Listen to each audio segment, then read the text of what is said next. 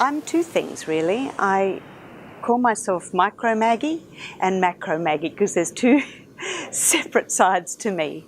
So the Micro Maggie is probably the more applicable for what we're doing here today. I'm a coach, a best-selling author, a public speaker, and I call myself the working mother's mentor. Well, my family background, I'm the fourth of 5 children. I was born in South Africa where my dad was a missionary, but I left when I was very young, when I was 1.5. Went to England for a little while, and then we went to Tasmania in 1959 when I was 3, and my family's been based there ever since. As I say, I was the fourth of 5 children. My father was a very strong disciplinarian, very religious man. He was quite a workaholic. He was on all kinds of boards. He was on national radio. He did a lot of contribution, charity work as well, but we hardly ever saw him. And so I decided that I really didn't want to become a workaholic like him. And yet when I finished my first degree, by the time I was doing year 3 of my first degree, I had 4 other jobs on top of my full-time university, so I guess I'd become exactly the same as him, a workaholic. It's because I always, from little girl, I wanted to be an actress, and I wanted to go to RADA in London, where Dr. Harbin went actually. And then when it came to finishing my matriculation, I'm not sure what you call it here, year 12, as I say, I wanted to go to RADA. And my dad said, well, why don't you come to university? You'll get paid all the way through. You'll be, very secure, and you'll have a degree and everything else. So I guess what I did was I didn't follow my passion. I didn't follow what I believe I've been put on this planet to do, to present and to be an actress. So I guess I sold my soul in a bit of a way there. And anyway, so I finished that first degree and then I started travelling. But this business of trying to juggle so many things and work was very much part of my lifestyle. Then I ended up at 35, I got married to a professional golfer. He was very, very successful. I waited quite a while before I got married and had children. And then I started working with Dr. Deepak Chopra when we lived in America. And I trained with Deepak and I became his first meditation practitioner or facilitator in the Pacific Rim. But I guess what happened was I had always got this connection. I was living this lifestyle that was not true to myself with a big S. It was all very nice and, with the jets and the cars and all the wonderful things and lots of money and things, but I had this big black hole in the centre of my chest. And so I studied with Deepak for a year, and then I was told that I was going to be put on a stage with him in front of 2,500 people a week after I'd graduated. And I was very, very nervous.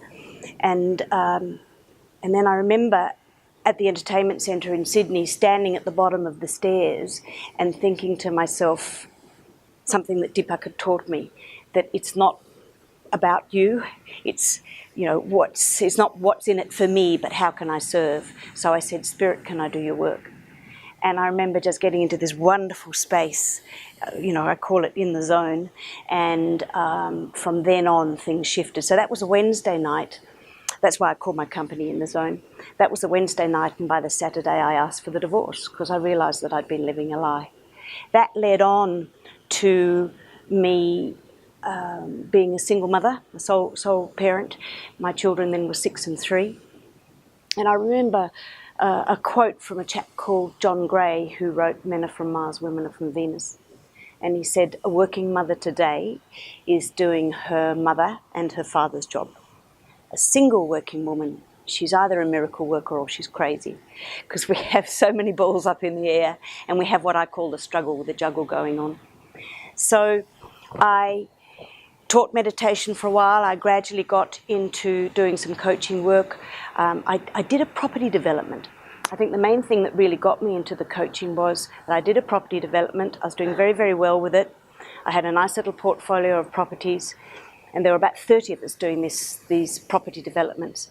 And then, to cut a long story short, even though I had the development application through in a very short space of time, there was a bit of a hold-up with it, with one of the government departments, for 2 years. By that stage, the GFC had hit and I ended up $500,000 in debt, which was very tough for a single mum.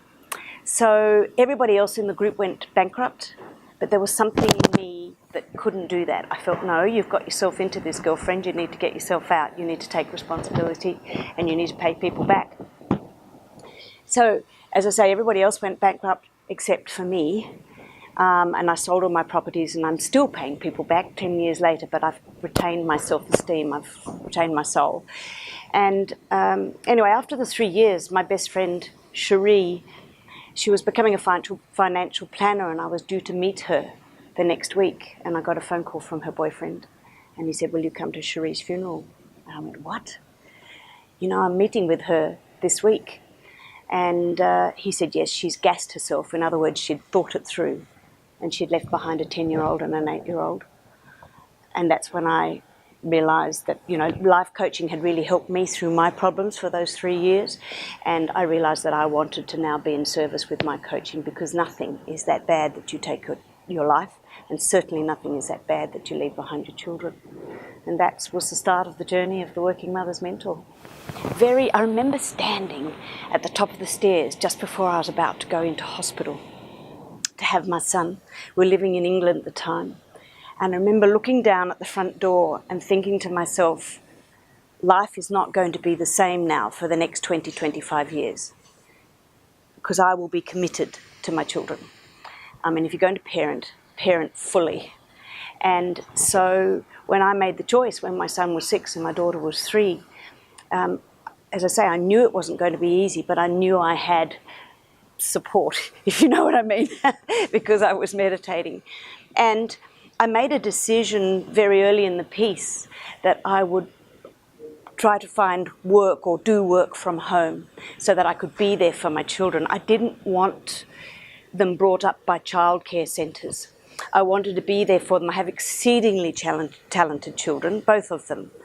They both played 2-3 sports and sang, and my son got the drama scholarship to his school, and they're very, very talented. So I spent most of my weekends just supporting them in what they were doing. And by working from home, I could take them to school, I could collect them, I could be there to support them. And of course, I was mother and father. And so, yes, it wasn't easy, but I'm alive. I believe they actually learnt a lot from seeing me being mother and father. I gave them very strong boundaries. I was given strong boundaries, and I don't think I'm too hard done by because of them. In fact, I shared the other day that I think a good coach, or a great coach, is like a great mother. You set strong boundaries. You learn to say no. You don't make yourself a doormat. You don't force your child to be something that you want them to be. You find out what their gifts are. You find out what their dharma is. You help them to bring that out of themselves, and you support them in that, because they've come onto this planet with, I think the word's bija, isn't it? Seeds of greatness in them, and you help them bring that out.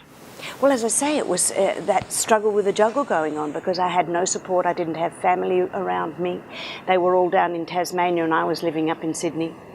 I had started a big organic farm. I had to let that go because I just couldn't cope with all of that by myself and pay all the salaries and keep all the crops going and everything else. And I don't have regrets, but I'm sad that happened, because I was going to make a well-being centre and everything else, but I'll do it again. I'm not that old. So, and I'm, you know, it's interesting because I'm 62 in June, chronologically.